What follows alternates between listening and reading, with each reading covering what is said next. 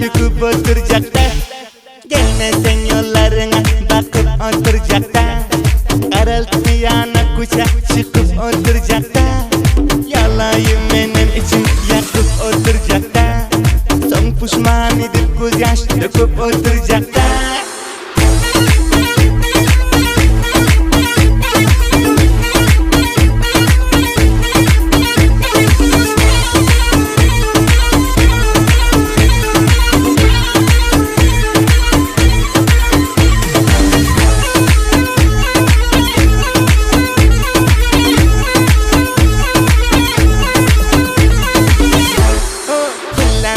Kahar edip suyun çıkarma.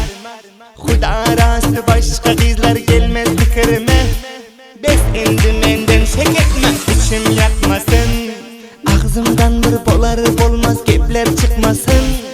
Gelmesen yollarına bakıp oturacakta.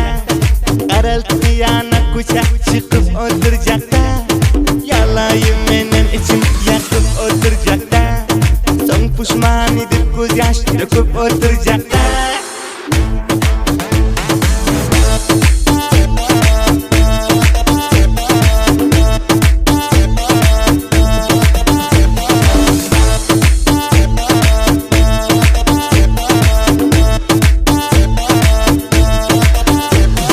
Aynı gerekli vakta telefonuna hamuş.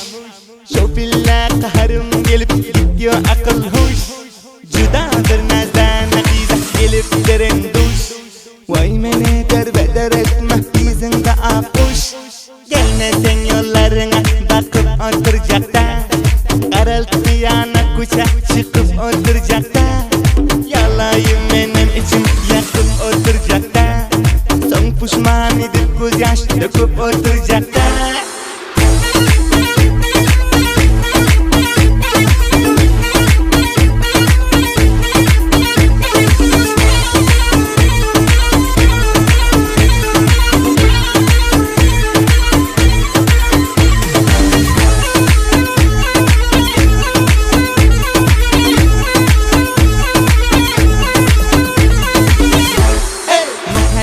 Rafik devleti eyledi ferman.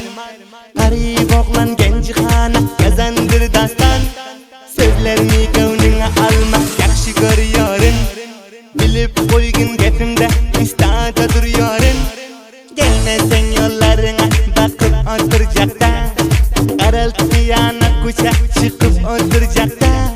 Yalayı benim içim yakıp oturacakta. Son pişman edip göz yaş döküp oturacakta.